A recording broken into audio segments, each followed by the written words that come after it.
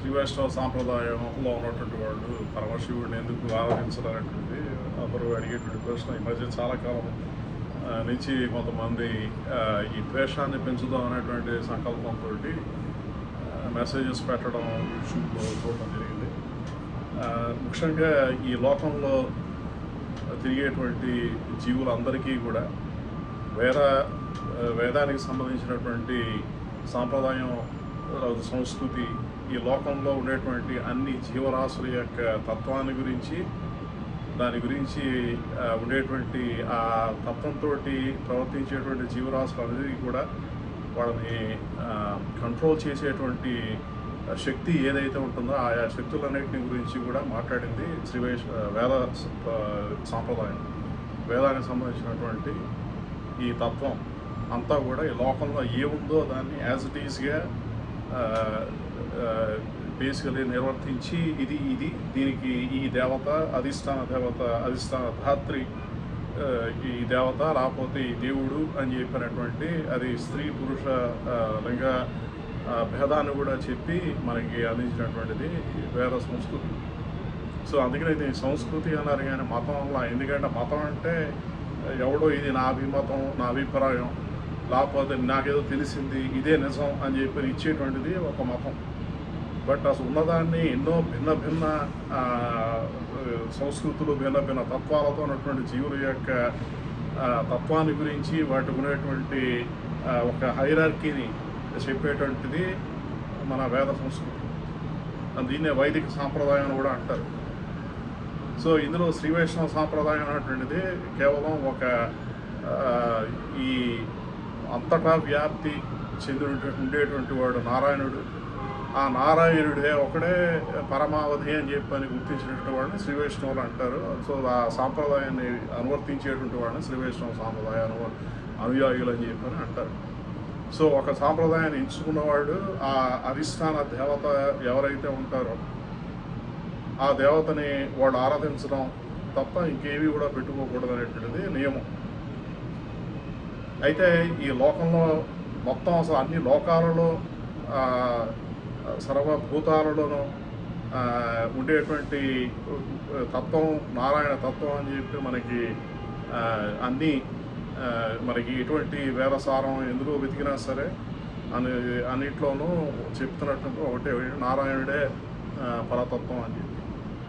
అయితే ఇందులో ఇదివరకు నేను పెట్టినటువంటి వీడియో దాదాపు ఒక 2 నెలల క్రితం భూత ప్రేత పిశాచాలు ఈ లోకంలో మ్యాక్సిమం ఈ భూమి మీద ఉన్నటువంటి జీవులన్నీ కూడా ఆ లక్షణాలతో ఉంటాయి. ఆ లక్షణాలతో ఉండేటువంటి జీవులకి ఆ రకమైనటువంటి సూక్ష్మ రూపాన్ని ధరించినటువంటి జీవులకి అందరికీ కూడా ఆకర్షణతోటి ఉండేటువంటిది కేవలం లింగం. సో మనకి వేద సంస్కృతి ఏం చెప్పిందంటే ఈ జీవుడు అనేటువంటి వాడు శరీరంలో ఉండేటువంటి రంధ్రాల ద్వారా ప్రవేశించి తిరిగి శరీరాన్ని పొందడానికి వాడు ప్రయత్నం చేస్తూ ఉంటాడు. అందుకనే మన వాళ్ళు కిచెన్ అంత క్లీన్గా పెట్టుకుంటావు, బాత్రూమ్ అంత క్లీన్గా పెట్టుకోమని చెప్తారు. కారణం ఏంటంటే కొన్ని జీవులు దుర్వాసనకి అట్రాక్ట్ అవుతాయి. అంటే ఈ భూత ప్రేత పిశాచాలన్నీ కూడా బాత్రూమ్ లాంటి బాగా అంటే దుర్వాసన కొట్టేటువంటి ప్రదేశాల్లో వాళ్ళకి ఇష్టం. అలాగే సువాసనని కోరేటువంటి జీవులు కొంతమంది ఉంటారు. అంటే మంచి వాసన కోరేటువంటి వాళ్ళు, దైవీ సంపత్తి కోరినటువంటి వాళ్ళు దాన్ని కోరతారు. సో ఎవడైనా సరే దైవీ సంపత్తి ఒకటే నన్ను ఆశ్రయించాలి తప్పిస్తే ఈ దుర్వాసన కోరుకునేటువంటి ఈ భూత ప్రేత పిశాచాలు కనుక ఆవహించకూడదు అనుకుంటే వాళ్ళందరినీ కూడా కొంచెం శుచిగా స్నానం చేసి వీలైతే ఈ చందనం లాంటి సుగంధ వాసనలతోటి ఎప్పుడు కూడా కుమగలాడుతూ కొంచెం ఉండాలని చెప్పి. అంటే మరీ కుమగలాడటం కాదు కానీ కనీసం శరీరం నుంచి దుర్వాసన రాకూడదు. ఒక సటిల్ స్మెల్, ఒక సుగంధపూరితమైనటువంటి స్మెల్ మటుకు ప్రతి వాడి నుంచి కూడా వస్తే వాడిని ఈ నెగిటివ్ ఎనర్జీస్ అయినటువంటి భూత ప్రేత పిశాచాలు ఆవహించవయా, అవన్నీ దూరంగా ఉంటాయని చెప్పి మన వాళ్ళు చెప్పారు. అందుకనే బయటికి వెళ్ళిన తర్వాత, ఇంటికి వచ్చిన తర్వాత, రాత్రి సాయంకాలం వర్క్ నుంచి వచ్చిన తర్వాత పూర్తిగా స్నానం చేసి శుచినటువంటి బట్టలు ధరించి ఎవరెవరైతే అలా ఉంటారో ముఖ్యంగా మంత్రానుష్ఠానం చేసేవాళ్ళని ఇంకా పట్టుకుంటాయి. ఎందుకంటే నీ దగ్గర మంత్రం అనేటువంటిది అనుష్ఠానం ఉందంటే నువ్వు శక్తిని గ్రహిస్తూ ఉంటావు. నీ దగ్గర శక్తి ఉన్నప్పుడే కదా అదొక సంపద. ఆ సంపదను కూడా గ్రహించడానికి ఎన్నో శక్తులు తిరుగుతూ ఉంటాయి. అందుకని ఇవి గాయత్రి కానీ లేకపోతే ఎటువంటి మంత్రాలు ఎవడైనా సరే అనుష్ఠించేటువంటి వాళ్ళు ఉన్నవాళ్ళు వాళ్ళందరూ కూడా ఎప్పుడు కూడా శుచిగా ఉండడం మంచిది. అలాగే ఎప్పుడైనా బాత్రూమ్కి వాటికి వెళ్ళినా సరే స్నానం చేసి శరీరంలో ఉన్నటువంటి అన్ని రంధ్రాలను కూడా కడుక్కోమని చెప్పి మనకి శాస్త్రం చెప్పింది. 11 సార్లు తోమాలని చెప్పింది. పళ్ళైనా సరే ఏదైనా సరే అన్ని రంధ్రాలు శరీరంలో మీరే అర్థం చేసుకోండి. సో దుర్వాసన శరీరం నుంచి రాకూడదు, అది ముఖ్యమైన ఇంపార్టెంట్. ఈవెన్ నోటి నుంచి కూడా రాకూడదు. సో అందుకని ఈ భూత ప్రేత పిశాచాలు ఈ రకరకాలైనటువంటి దుశ్శక్తులన్నింటినీ కూడా వాటన్నిటి కూడా ఒక ఆకర్షణగా ఉండేటువంటిది చిహ్నాలు. పొట్టు కూడా దానికే పెట్టుకుంటారండి. చిహ్నాలను చూసి అవి చూడగలిగే ఇవే చిహ్నాలు చూస్తాయి. సో ఈ రుద్రుణ్ణి లింగ రూపంలో ఆరాధించడానికి కూడా కారణం అదే. ఈ శరీరాన్ని వదిలేసేటువంటి తిరిగిన జీవులందరికీ కూడా, ఈ లోకంలో ఉన్నటువంటి జీవులందరికీ కూడా కేవలం చిహ్న రూపంలో ఉన్నటువంటిదే వాటికి ఆకర్షణ ప్రాయం. సో ఈ తిరిగి జన్మ ఎత్తుదాం అనేటువంటి కోరికతో తిరిగేటువంటి జీవులు కనుక వీళ్ళందరికీ కూడా ఆయన ఒక మూల స్థానంగా నిలిచినటువంటి మహనీయుడు పరమశివుడు. సో దానికి ఆయన ఈ లోకంలో ఉన్నటువంటి సర్వ వైష్ణవులందరిలోనూ ప్రథమ పరమ వైష్ణవుడు, పరమ శ్రీ వైష్ణవుడు పరమశివుడు. ఆయన రుద్రరూపంలో ఉండగా లింగ ధారణ చేసి ఆ విధంగా ఉంటాడు. అలాగే శ్రీ వైష్ణవ సాంప్రదాయాన్ని అనువర్తించేటువంటి వాళ్ళతోటి వాళ్ళ పరమ మిత్రుడై పరమ గురువై ఉన్నప్పుడు ఆయన ఊర్ధ్వపుండ్రాలు ధరించి ద్వాదశ స్థానాల్లో ఆ వాళ్ళతోటి ఆవయ రూపంలో ఉంటాడు. సో అందుకని శ్రీ వైష్ణవులు కొలిచేటువంటి పరమశివుడు ఈ ద్వాదశ స్థానాల్లోనూ శ్రీ వైష్ణవ ఊర్ధ్వపుండ్ర ధారణ చేసి శుచిగా భస్మం అవి లేకుండా ఉండేటువంటి వాడు ఆ రూపంలో పరమశివుడు ఉంటాడు. అలాగే బట్టి ఈ శరీరాన్ని వదిలేసేటువంటి జీవులు, వదిలేసి తిరిగేటువంటి జీవులందరికీ కూడా ఆయన రుద్ర రూపంలో ఉండి వాళ్ళందరూ ఆకర్షిస్తూ మన మీదకి రాకుండా తన మీదకి వచ్చేట్టుగా పెట్టుకొని ఆయన ఉండడంతో, అందుకనే లింగం అని అంటే వాళ్ళు కాన్స్టెంట్గా ఈ శరీరాన్ని పొందుదాం తిరిగి అనుకున్న వాళ్ళు ప్రతి జీవుడు మనలో కూడా తిరిగేటువంటి వాడు అందరిలో కూడా వాళ్ళు యాక్చువల్గా ఏం చెప్తా తప్పుగా తీసుకోకండి, కానీ ప్రతివాడికి ఉండేటువంటి మూత్రాశయ నుంచి ఎంటర్ అవ్వడానికి ట్రై చేస్తుంటారు. వాటికి ఆకర్షణ అదే. ఎందుకంటే వాడు తిరిగి శరీరాన్ని పొందడానికి మనందరికీ తెలుసు, ఇది సైన్స్ ఇది. సో వాళ్ళు ఒక స్త్రీ యొక్క గర్భాశయాన్ని అలాగే పురుషుడి యొక్క లింగాన్ని దీన్ని వాళ్ళు ఆధారభూయిష్టంగా ఏర్పరచుకొని ఎన్నో జీవులు తిరిగి శరీరాన్ని పొందడానికి ప్రయత్నం చేస్తుంటాయి. కనుక ఈ పరమశివుడు ఈ శక్తులన్నింటినీ కూడా అట్రాక్ట్ చేయడం కోసం ఆయన లింగధారణ చేసినటువంటి మహనీయుడు. దానికి అప్పుడు రుద్రరూపంలో ఉంటాడు. సో ఆయనే విశుద్ధం చేశాడు. ఎవరైతే పరమ వైష్ణవమైనటువంటి జీవితాన్ని గడుపుతామని అనుకుంటారో వాళ్ళకి రుద్ర ఉపాసన కానీ, రుద్రాభిషేకం కానీ, లేకపోతే రుద్రుడిగా శివుడిని చూడటం కానీ నిషిద్ధము. వాళ్ళు కేవలం శ్రీ వైష్ణవ పరమ వైష్ణవుడిగా రుద్రుడిని పరమశివుడిని చూడాలి తప్పిస్తే వాళ్ళు రుద్రుడిగా ఆయన చూడకూడదు, పరమ నిషిద్ధం. అందుకనే భాగవత సప్తాహాలు చేస్తున్నప్పుడు కూడా అందరూ కూడా హరయే నమః అని అంటారు. అందుకని ఆయన అందరికీ కూడా గురువు. ఈ లోకంలో ఉన్నటువంటి ప్రతి జీవుడికి కూడా నేను ఒక నాంది భూతంగా ఉంటానని చెప్పి ఆయన ముందరకు వచ్చినటువంటి మహనీయుడు. ఆయన పరమ ధైర్యశాలి.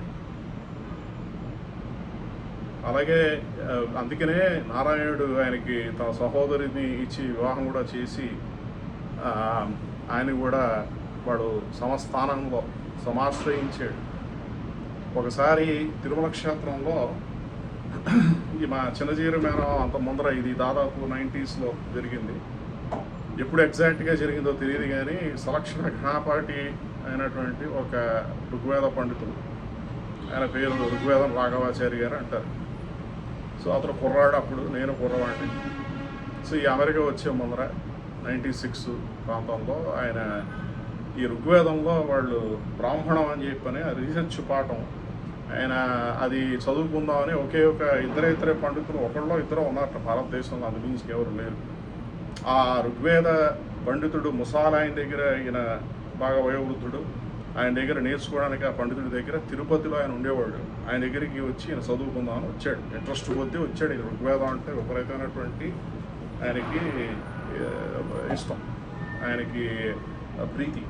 సో అందులో ఆల్రెడీ నిష్ణాతుడు, ఘనాపాటి, ఇంకా ఇది కూడా చదువుకుందాం అని చెప్పి వచ్చాడు. అయితే మొత్తానికి ఏదో మనస్పర్ధలు ఆయనకి మా చిన్నజీరమానంకి వచ్చాయి. ఈయన కూడా ఆయన మా చిన్నజీరమానం ఆశ్రమంలోనే వేదం చదువుకున్నటువంటి కుర్రవాడు అప్పట్లో. సో సరే తిరుమల క్షేత్రం అక్కడ వాళ్ళ గురువు గారు కూడా ఈయనకి స్టైఫండ్ ఆపేశారు, మీరు ఇస్తే కంటిన్యూ చేస్తాను ఈ ఎడ్యుకేషన్, లేదంటే ఏదో ఒకటి నేనే ప్రయాసపడి కాస్త ఏర్పాటు చేస్తారు, కానీ మీరు కూడా కాస్త సహాయం చేయడానికి వచ్చాడు ఈ రాఘవాచారి గారికి చదువు చెప్తున్నటువంటి గురువు గారు. సరే అంత ముందర ఎప్పుడో మా చిన్నచీర మేనకి రాఘవాచారికి ఏదో చిన్న మనస్పర్ధలు వచ్చి ఈయన స్టైఫండ్ ఇవ్వడం ఆపేశారు. సో ఇది కొంచెం మా మేనమామకున్నటువంటి కొన్ని ఏమని చెప్పాలి, నెగటివ్ క్వాలిటీస్, అంటే దుర్గుణాల్లో ఇదొకటి. అంటే కోపం వస్తే అప్పుడప్పుడు ఇటువంటి అనవసరమైనటువంటి పనులు చేస్తాడు. సో ఆయన ఆపేసాడు. ఈయనేమో ప్రాధాయపడ్డానే వాళ్ళ గురువు గారే వచ్చారు, చాలా వయోవృద్ధులు, 82 ఏళ్ళు 85 ఏళ్ళు.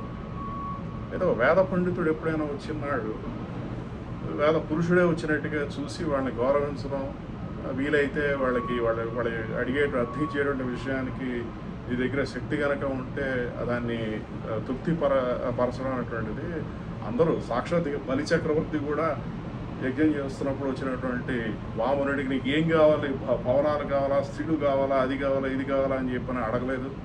సో అలాగే మరి ఈయన ఎంత వేదాన్ని పరిరక్షించడానికి వచ్చానని చెప్పని లోకంలో తిరిగాడేటువంటి ఈయన సంపాదించి ఈయన తిరుగుతున్నాడు, జనాలు ఇస్తున్నారు, అందరూ కష్టపడి సంపాదించిన డబ్బు వాడు కూడా వీళ్ళకి ఇస్తున్నారు, వీళ్ళు తిరుగుతున్నారు, వీళ్ళకి పేరు ప్రఖ్యాతులు వస్తున్నాయి. సో అందుకని ఇక్కడ ఎవడు కూడా కష్టపడిపోయి పాపం ఏదో కింద మీద దొల్లేసి, కొంతమంది తినడం ఇష్టం ఉండదండి, కొంతమందికి అలా ఉపవాసం చేయడం ఇష్టం, కొంతమంది నిరాహార దీక్షలు చేయడం మహాత్మా గాంధీ లాంటి వాడికి ఇష్టం. ఆయన అలా చేస్తుంటాడు. మాడితే నేను ఇది నిరాహార దీక్ష అంటాడు కొంతమంది, ఒక్కొక్కళ్ళు వాళ్ళకి అది సరదా, ఒక్కొక్కడికి ఒక హ్యాబిట్ ఉంటుంది. కొంతమందికి అమెరికాలో అనురక్షియ అని అంటారు, వాళ్ళు తెల్లరు అనమాట, లోపలికి ఫుడ్ వెళ్ళగానే బయటకు కక్కేస్తూ ఉంటారు వాళ్ళకి. అందుకని రకరకాలైనటువంటి జీవులు ఉంటారు ఈ లోకంలో. మన అందుకని ఎవడికో తినడం ఇష్టం లేదు కాబట్టి వాడు మహనీయుడు అనుకోకల్లా. ఎవరికైతే తిండి ఇష్టమైనా సరే వాడు అనుష్ఠానంతో దాని అన్నింటినీ కూడా తగ్గించేసుకొని ఉంటాడో వాడు బహుశా మహనీయుడై ఉంటాడు. బట్ ఈ విషయానికి కనుక వస్తే, ఆయన అర్థించడానికి వస్తే ఆయనకి టైం కూడా ఇవ్వలేదు, అలా వెయిట్ చేయించి దూరంగా పెట్టి అవమానించి పంపించేసినట్టుగా ఈ రాఘవాచారి గారు ఫీల్ అయ్యారు. సరే ఆయనకు కొంచెం ఉక్రోషం వచ్చింది. ఇక్కడ ఒక విషయాన్ని చెప్పాలి, తిరుమల క్షేత్రం కానీ ఎటువంటి దివ్యక్షేత్రాలకు కానీ లేకపోతే శ్రీకాళహస్తి ఎక్కడికి వెళ్ళినా సరే అక్కడ ఏదో భగవంతుడు లోపల ఆలయంలో విగ్రహ రూపంలో ఇలా పోలీస్ కానిస్టేబుల్ లాగా ఇలాగే నిలబడ్డాడు. ఆయన అంతా తిరుగుతూ ఉంటాడు. ఆయనకి ఎక్కడ కావాలంటే ఎవరెవరితోటి ప్రీతితోటి ఒక మనుష్య రూపంలో భగవంతుడిని మీరు చూసినాడే మీకు భగవంతుడి యొక్క అనుగ్రహం కలుగుతుంది. కారణం ఏంటంటే లేకపోతే ఒక రాతి రూపంలో, విగ్రహ రూపంలో లోపల ఎక్కడో ఉన్నాడు, ఆయన అలా ఉంటాడు. మనం టికెట్ కొనుక్కొని మన వాళ్ళ వీడితో సిఫారసులు చేయించుకొని రికమెండేషన్ లెటర్స్, బ్రేక్ దర్శనం అని చెప్పి చేయించుకొని వెళ్తే మనకి ఏదో అనుగ్రహం తగ్గుతుంది అనుకోవడం వ్యర్థం. అది కాకపోతే పాపం కూడా అంటుకోవచ్చు. సో అక్కడే తిరుమల శ్రీనివాసుడు నిలబడి ఉన్నాడు. ఈయన ప్రేరేపించాడు రాఘవాచార్యతో, దాసుడితో ఇతంతో చెప్పు, వీడు కొంచెం పైత్యం ప్రకోపించినటువంటి వాడు, తిరగబడతాడు, దానివల్ల నీ పని అవుతుంది అని ఏదో మొత్తానికి ఆయన ప్రేరేపించాడు. సరే మా చిన్నజీర మేనమామ ఈ బ్రేక్ టైంలో దర్శనానికి తిరుమల చిన్నజీరు ఆయన ఏకాంగులను పంపిస్తే తన ఏకాంకులతో ఈయన కూడా వెళ్ళారు. ఈయన ఎవరో మాకు తెలియదు, రాఘవాచారి గారు మాకు తెలియదు, అంత ముందర ఎప్పుడు ఆయనతో మాకు పరిచయం లేదు, ఆ తర్వాత కూడా లేదు. మళ్ళీ తిరిగి ఆయన మీద మీరు కోపం పెట్టుకోక్కర్లేదు వినవాళ్ళు, ఆ తర్వాత లేదు, అంత ముందర లేదు. సరే ఈ మధ్యకాలంలో ఆయన వేదాశీర్వచనం చేస్తున్నప్పుడు ఇద్దరికి నువ్వు కృతజ్ఞత తెలుపుకోవాలని చెప్పి తిరుమల శ్రీనివాసుడు చెప్పాడు. అంటే లోపల మనఃపూర్వకంగా ఆ అభిప్రాయం కలిగింది. ఏంటి, ఈయన రాఘవాచారి గారికి కృతజ్ఞతలు చెప్పుకున్నాను. సోనమంత పుష్పాలు ఆయన శ్రీచరణాల్లో సమర్పించి, అలాగే మా చిన్నజీరి మేనవాకు కూడా కృతజ్ఞతలు మొన్న వచ్చినప్పుడు వెళ్ళి దాసోహం పెట్టి తెలుపుకున్నాను. కారణం ఏంటంటే వీళ్ళిద్దరూ తనుకోకపోతే మధ్యలో మనం దేవుడి యొక్క అనుగ్రహం పొందే అవకాశం దక్కేదే కాదు. సో అందుకని ఏది అయినప్పటికీ కూడా వీళ్ళిద్దరి మధ్య మనస్పర్ధలు రావడం, అక్కడ ఏదో విషయం జరగడం, ఆ జరిగిన తర్వాత నాతో మాట్లాడమని చెప్పి శ్రీనివాసుడు ఈ రాఘవాచారి గారిని ప్రేరేపించడం, ఆయన ఏమో మీరు ధర్మదర్శనానికి వెళితే 4 అవర్స్లో అయిపోతుంది, మన ఇద్దరం కావాలంటే నేను కూడా మీతో వస్తానని చెప్పని వచ్చాడు. సో మేమిద్దరం క్యూ కాంప్లెక్స్లో అలా ఏదో ఉంటాయి కదా ఈ కంపార్ట్మెంట్లో కూర్చొని అలా వెళుతూ మొత్తానికి ఏవో రకరకాల విషయాలు చెప్తున్నారంటే వేదం గురించి, కొంత వీళ్ళకి జరిగిన డిఫరెన్సెస్ ఎందుకు వచ్చాయని చెప్పి, తప్పు కూడా నాదేనంటే నాకు కొంచెం కోపం ఎక్కువ, ఎవరో నాకు తప్పుగా చెప్పారు, చిన్నజీరు అంటే మా మేనమామకి తప్పుగా చెప్పారు. ఆయన దగ్గరికి ఆయనేమో తిరిగి నన్ను అడిగారు, నాకు కోపం వచ్చి నేనేదో కొంచెం కోపంగా అన్నాను, దాంతో ఆయనేమో నువ్వు వెళ్ళిపో అన్నారని ఏదో మొత్తానికి ఆ డిఫరెన్సెస్ అలా వస్తుంటాయి ఇలాగే కామన్. ఎందుకంటే కొంచెం అప్పుడప్పుడు వీళ్ళు అలాగే అదే దీంట్లో ఉన్నప్పుడు ప్రెషర్ కుక్కర్లా ఉంటుంది, అదే దీంట్లో ఒకే చోట ఉన్నప్పుడు మనస్పర్ధలు వస్తుంటాయి, ప్లాట్స్ అవుతూ ఉంటాయి, సంసారం అనుకోండి. సో మొత్తానికి ఏదో చెప్పాడు, నా తప్పు ఉంది, ఆయన కూడా కొంచెం ఇలా రియాక్ట్ అవుతూ ఉంటారు, ఆయన కూడా తప్పుగా తీసుకుంటూ ఉంటారు, చెప్పాడు, అయిపోయింది. ఇది ఎన్నోసార్లు మా చిన్న మేనవాకి నేను కారణం చేశాను, మామ నీ దగ్గర ఎవడు ఇద్దరు తనుకుంటే మొదట వచ్చిన వాడు రైట్ అంటావు, రెండో వాడు రాంగ్ అంటావు. సో అందుకని ఇది నవ్వుతూ ఉంటాడు ఆయన, ముందర వచ్చిన వాడు రైట్ అనుకోకు, నెక్స్ట్ ఇద్దరి మధ్య అసలు ఏమైందన్న విషయం కనుక్కొని దాని మీద కొంత సంయమనంతో డిసైడ్ చేసుకోవాలి కదా తప్పిస్తే ఇలాగా ఇదేంటి ఎవరు వస్తే ముందర వాళ్ళే రైటు, రెండో వాడిని తీసేయి అని చెప్పి అనడం అన్నట్టు మంచిది కాదని చెప్పాం ఎన్నోసార్లు. సరే మొత్తానికి ఈయన కాశీలో కూడా వెళ్ళి ఈయన వేదాధ్యయనం చేశారు. ఈ ఋగ్వేద రాఘవాచారి గారు సలక్షణ ఘనాపాఠి అంటే వేదాల్లో అసలు ఋగ్వేదంలో అసలు ఘనాపాఠ్యం సందర్భంలో సలక్షణ ఘనాపాఠి అంటే మామూలు విషయం కాదండి. అటువంటి వాళ్ళు చాలా తక్కువ మంది ఉంటారు, అసలు ఈ లోకంలోనే అటువంటి వాళ్ళు తక్కువ మంది ఉంటారు. ఆయనకి భగవంతుడి యొక్క అనుగ్రహం చాలా ఉన్నవాడు కనుకే ఆయన వేద పండితుడు అయ్యాడు, అందులో సలక్షణ ఘనాపాఠి అయ్యారు ఆయన. సరే ఆయన పక్కన కూర్చొని ఉన్నాడు, ఈయన విశేషాలు చెప్తుంటాం. మరి ఎంటర్టైన్మెంట్ శ్రీనివాసుడికి ఏంటి, ఆయన వచ్చి ఒళ్ళో కూర్చున్నాడు, ఆయన కూర్చున్నాడు కదా అని లక్ష్మీదేవి కూడా వచ్చి ఆయన ఒళ్ళో కూర్చున్నాడు. సో ఆయన ఇలాగా గుండె మీద తల పెట్టుకొని, మరి చిన్నవాడు అయిపోయాడు, మరి ఒళ్ళో కూర్చోవాలంటే చిన్నపిల్లాడు అవ్వాలి కదా, ఒక తలపెట్టు కూర్చున్నాడు, కుడి భుజం మీద చేతులు మెలివేసి కూర్చున్నాడు, అలాగే శంఖం చక్రం శిరస్సు మీద పెట్టాడని చెప్పి ఇదంతా కూడా సుదర్శన భగవానుడు తర్వాత చెప్పాడు. సో ఇదంతా జరుగుతుంటే పరమశివుడు నేనెందుకు ఖాళీ ఉన్నాడు, ఆయన కూడా గంగలో స్నానం చేసి శుభ్రంగా ఊర్ధపుండాలు ధరించి క్షణకాలంలో వచ్చి పక్కన ఆయన కూర్చున్నాడు. ఈ కుడి ఎడమ భుజానికి పరమశివుడు ఆనుకొని కూర్చున్నాడు కదా అని చెప్పి శ్రీలంక క్షేత్రానికి తర్వాత వెళ్ళిన ప్రతిసారి కూడా పొద్దునప్పుడు విశ్వరూప దర్శన సమయంలో అక్కడ వాళ్ళు తీసుకెళ్ళి మర్యాదగా ఈ వీణ వాయించేవాడు అందరినీ దాటించేసి మెట్ల మీద ఆ ప్రథమ మెట్టు మీద కూర్చోబెట్టేవాడు. అక్కడ మరి కులశేఖరపాడు అంటారండి మాకు తెలియదు, కానీ ఆ గడప మీద చెయ్యిలా ఆంచుకొని, సో ఈ భుజం ఆనాలని ఆ గడప కోరిక అనుకుంటా, దానికి ఉన్న ఒక అధిష్టాన దేవతకి పరమశివుడు ఆనుకున్నటువంటి హస్తాన్ని నా దగ్గర మీద నా మీద ఆన్సు అని బహుశా కోరిక అయి ఉంటుంది. సో ఇది ఉండి, సో ఈయన యొక్క చెప్తుంటే ఆ విశేషాలు పెట్టు ఎంటర్టైన్మెంట్, మరి వాళ్ళకి అదే కదండి భగవంతుడికి ఎంటర్టైన్మెంట్ ఏంటి, భక్తులు మాడుతుంటే వాడు మాడుతున్న విషయాలు ఆయన ఆలకిస్తూ ఉంటాడు, అదే ఆయనకి ఎంటర్టైన్మెంట్. లేకపోతే ఏం పని పాట, ఆడు ఎలాగో అడిగినా అడగకపోయినా సరే టైంకి ప్రసాదాలు నివేదన అయిపోతూ ఉంటాయి, నైవేద్యం. సో ఆయనకి ఏం వంటకల్లా ఏం చేయకల్లా అలాంటి వాడు వచ్చినప్పుడు ఒళ్ళు కూర్చుంటాడు, లేదు ఆయన పట్టాలనుకుంటే తల పడతాడు, లేదంటే కాళ్ళు పడతాడు, ఆయన ఏదైనా చేస్తాడు. భగవంతుడి యొక్క లీలా విశేషానికి మనం ఇది అని చెప్పాల్సిన ఒక లిమిట్ పెట్టలేము. ఆయన ఇక్కడే కూర్చుంటాడు, ఇదే చేస్తాడని కాదు. ఆయన పౌడింపు సేవ అయిపోయిన రోజు వచ్చి భావతత్వాల యొక్క శ్రీపాద సేవ దురంధరుడు కూడా, అది కూడా నారాయణుడు, అది కూడా చేస్తాడు. సో ఆయన చేస్తుంటే ఈవిడ కామ కింద కూర్చొని లక్ష్మీ అమ్మవారు వచ్చి ఆవిడ వింజామర వీయచ్చు. ఎన్నైనా జరగచ్చు. మనకి ఇది భగవంతుడి యొక్క లీలా విశేషం అని చెప్పని మనం నిర్దిష్టంగా చెప్పలేం. అందుకనే నారాయణ తత్వం అనేటువంటిది కేవలం ఆయన ఏదో ఇలా ఉంటాడు అలా ఉంటాడనే కాదు, ప్రతి చోట తిరుగుతూ ఉంటాడు. మీరు దిగిన తర్వాత ఎయిర్పోర్ట్లోనే రిసీవ్ చేసుకోవచ్చు. ఏదో బ్యాగ్ నేను పట్టుకుని మోస్తానని చెప్పి మోయొచ్చు. ఏం పట్టుకొచ్చారని అందరూ అని ఇప్పి చూస్తుంటే మీ చౌల్ట్రీలో వచ్చి అక్కడే కూర్చొని ఏం తెచ్చారా అని చెప్పి ఆయన ప్రసాదాలని తెచ్చారా, లడ్డూలు గిడ్డూలు అని చెప్పి కూర్చోవచ్చు, మనం చెప్పలేము. సో అందుకని భగవంతుడిని మీరు కనుక ఆరాధించాలి అంటే కేవలం విగ్రహ రూపంలోనే కాదు, ఇంట్లో ఉన్న విగ్రహ రూపంలోనే కాదు, తిరుమాళిగా అని చెప్పి భావించాలని చెప్పి, అంటే ఇది భగవంతుడు ఉండేటువంటి నివాస స్థానంగా వీటిని భావించాలి. శ్రీ వైష్ణవ సాంప్రదాయంలో తిరుమాళిగా అంటారంటే భగవంతుడు ఉండేటువంటి నివాస స్థానం. అలాగే ఎటువంటి దివ్యక్షేత్రానికి వెళ్ళినా ఎక్కడికి వెళ్ళినా సరే ఆయన మనతోటి ఉన్నాడు అనుకోవాలి. సో దాన్ని భావన చేసేటువంటి వాడే ఉత్తమమైనటువంటి శ్రీ వైష్ణవుడు అండి. నిజంగా అలా భావించేవాడే వైష్ణవుడు. ఇక ఆ భావం లేనివాడు వైష్ణవుడు కాదు. ఎక్కడో ఉంటాడు, నేను ఏదైనా చేయొచ్చు, ఇక్కడ ఏదో చేసేసి శుభ్రంగా స్నానం చేసి మళ్ళీ అడుగు వెళ్తాను. మేము న్యాయంగా చెప్తాను, బార్కి వెళ్ళినా సరే ఆయన ఎక్కడో ఉన్నాడు అనుకుంటాను. బిల్లు ఎవడు కడతాడు? ఆయనే కదా. సో అందుకని ఇక్కడ ఎక్కడో ఒక చోట ఉన్నాడు, ఇంకో చోట లేడు, నేను ఇక్కడ ఏదో వెకిలి వేషాలు వేయచ్చు, తర్వాత మంచివాడైపోయి ఎక్కడికో వెళ్ళొచ్చు, ఇటువంటిది ఏం లేదు. ఒకవేళ వేసినా సరే ఆయనకి అక్కడే ఉన్నవాడు ఆయన ఉన్నాడు అనే భావనతో ఉన్నాడు.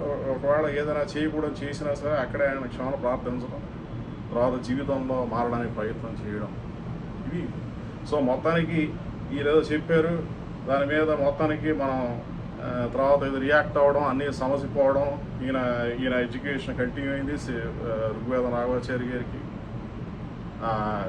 ఇది అంతా బాగానే ఉందని చెప్పి తర్వాత మా మేనమామ వచ్చినప్పుడు శుభ్రంగా ఆయన అంతా బాగానే ఉంది ఆయన పరిస్థితి అని. ఆ తర్వాత ఈ స్టాచ్యూ ఆఫ్ ఈక్వాలిటీ రామానుజుల వారి స్టాచ్యూ కట్టినప్పుడు ఆయన చాలా కైంకర్యం చేసుకున్నారు ఋగ్వేద నాగాచార్య గారు. ఆయనకి ఎవరో ఎప్పుడో ఇచ్చేదేముందండి, తర్వాత వాళ్ళ పైకి వెళ్ళి వాళ్ళే ఇస్తారు, వాళ్ళే సంపాదించి వాళ్ళే తిరిగి ఇస్తారు.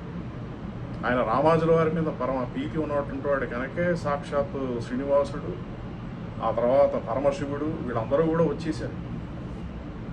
సో అందుకని పరమశివుడు అని శ్రీ వైష్ణవులు ఆరాధించరని కాదు, పరమశివుడికి లేకపోతే ఈ నారాయణుడికి ఏవో ద్వేషభావన ఉందని కాదు. పరమశివుడు కూడా ఒక ఉత్తమమైనటువంటి జీవి, ఈ లోకంలో ఉన్నటువంటి జీవి. ఆ పరమశివుడిని తన సమాశ్రయించినటువంటి వాడు నారాయణుడు. అందుకని మాకు ఏ భేదాలు లేవు. ఇక విషయానికి వస్తే రామచంద్రుడు లింగాన్ని అక్కడ రామేశ్వరంలో ప్రతిష్ఠ చేశాడా లేదా అనేటువంటి ప్రశ్న కొంతమంది వేశారు. సో నేను అడగలేను కదా పరమశివుడిని, ఎరా నీ లింగాన్ని ఇక్కడ ప్రతిష్ఠించాడా రామచంద్రుడు అని చెప్పి అడగలేను కదా. సో మరి మనంతటి మనమే కనుక ఆలోచించుకుంటే ఈ యుద్ధానికి వెళ్ళేటువంటి వాడు తనతో పాటు వచ్చేటువంటి నెగిటివ్ ఎనర్జీ, అంటే నీ నుంచి నీ శక్తిని గ్రహించేసి నువ్వు ఎందుకు పనికి రాకుండా చేసేటువంటి శక్తిని ఒక చోట కనుక లింగాన్ని ప్రతిష్ఠించి అక్కడే ఈ జీవులందరికీ కూడా అక్కడే వదిలేసి నువ్వు నీ యొక్క స్వశక్తితోటి ధైర్య స్థైర్యాలతోటి ముందరికి వెళ్ళేట్టుగా చేయడానికి కూడా చేయొచ్చు కొంతమంది. సో అందుకని ఇది జరిగిందా అంటే ఒకవేళ జరుగుంటే అందువలన జరుగుండవచ్చు. ఎందుకంటే ఇది భగవంతుడు ఒక బాధ్యతను వాడికి ఇచ్చిన తర్వాత, ఒక జీవుడికి ఇచ్చిన తర్వాత దాన్ని మళ్ళీ దాంట్లో మైక్రో మేనేజ్ చేస్తూ తిరిగి ఒకసారి ఇచ్చి ఇంకోసారి తీసేసుకొని మా చిన్నచేరి మేనమామలాగా సడన్గా ఆయన వీళ్ళు ఎవరితోనే మాకు సంబంధాలు లేవని భక్తి నివేదనలో అడ్వర్టైజ్మెంట్లు ఇస్తూ ఉండేవాడు అప్పట్లో 90s. వీళ్ళకి మాకు సంబంధాలు లేవు. సో అలా కాకుండా ఒకసారి నారాయణుడు కనుక ఒక జీవుడికి కనుక ఒక బాధ్యతను అప్పగిస్తే అది మళ్ళీ వచ్చి వాళ్ళకెందుకు వరం ఇచ్చావు, వీళ్ళకెందుకు ఇచ్చావు, ఇటువంటి పనులు ఎప్పుడు కూడా భగవంతుడు చేయడు. ఆయన ఎప్పుడు కూడా తన యొక్క ఎవరెవరికైతే ఏ బాధ్యతను ఇచ్చాడో ఆ బాధ్యత ఇచ్చేసిన తర్వాత వాళ్ళకి ఆ శక్తిని కూడా ఇచ్చి ఆయన వదిలేస్తాడు. తిరిగి వాళ్లే వచ్చి అడిగి మమ్మల్ని ఏదో రక్షించి ఏదో జరిగిందంటే ప్రతిసారి కూడా ఆయన దిగి వాళ్ళందరినీ కూడా రక్షించాడు, ఉన్న విషయాన్ని సవరించాడు. బహుశా అర్థమైంది అనుకుంటాం ఈ విషయాన్ని. నేను ఇంకా చాలా విషయాలు టాపిక్స్ మాట్లాడాలి, వీలైతే సంక్షిప్తంగా మాట్లాడడానికి ప్రయత్నం చేస్తాను టైము కుదిరినప్పుడల్లా. సో బట్ అగైన్ మనందరం 2 సార్లు అందాం, బలం విష్ణో ప్రవర్తతాం, బలం విష్ణో ప్రవర్తతాం.